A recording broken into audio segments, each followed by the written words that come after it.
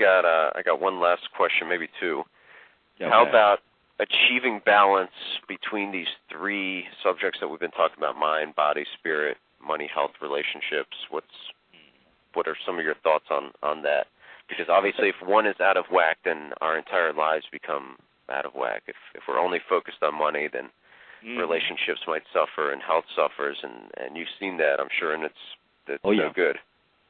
Yes, the three problems are like the equal three sides of a triangle, an isosceles triangle. And if you pull one side, the other sides will change. And so the most important thing, instead of saying there are only three problems, money, health, and relationship, I could redefine that to say there is only one problem, the problem of balance.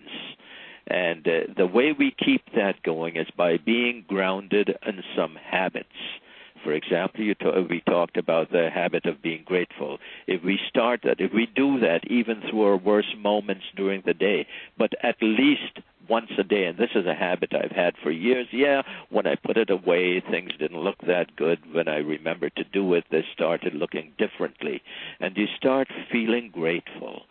And you start feeling more alive. It's a feeling. It's our feeling. We can make ourselves feel whatever way we want by thinking ourselves into it, and that's not a Pollyanna thing. I can think myself into being scared of something or being excited about it. We all have that ability to do it.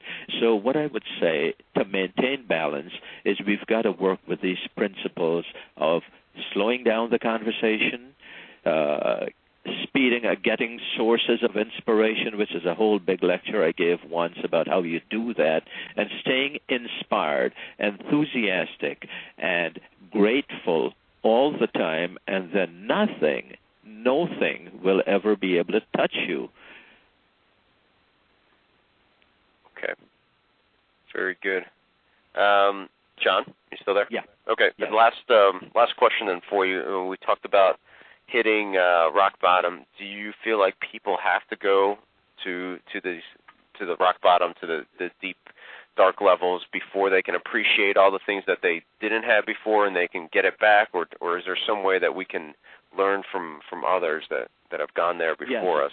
Yeah, no, we don't have to go there. Actually, we don't even have to get anywhere near there. The only reason I've always been this kid who grew up testing boundaries and being creative with how I did things and going to the edge of things.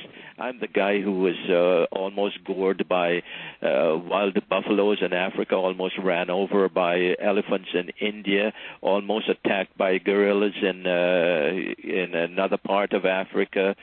Lots of things like that. Almost got blown up in planes and almost held captive by a native tribe.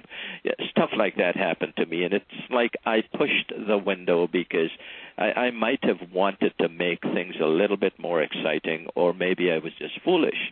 I didn't have to lose everything. I could have kept it, but some part of me made me do that. And I think we learn from others and what they have done. Now, if I were to look at it again, I'd say, I don't want to do it that way. That was not very creative, and I could have learned it in some other ways. And this is what when you mentioned, can we learn this from others? We could. We could look at them and say, I learned the good things they did and the things that didn't work, and I'm going to use the good parts and put together a conglomeration of ourselves based on the goodness or the things that work in other people, but keeping in mind this caveat. Some things work for some people and some don't, except the universal things. That's very good. I think that's probably a good way to end it. Well, thank you. I could talk with you forever because it's always so good, my friend. Yeah, it's wonderful catching up with you a little bit, and thank you so much for sharing some of these distinctions and some of your unique perspectives on this.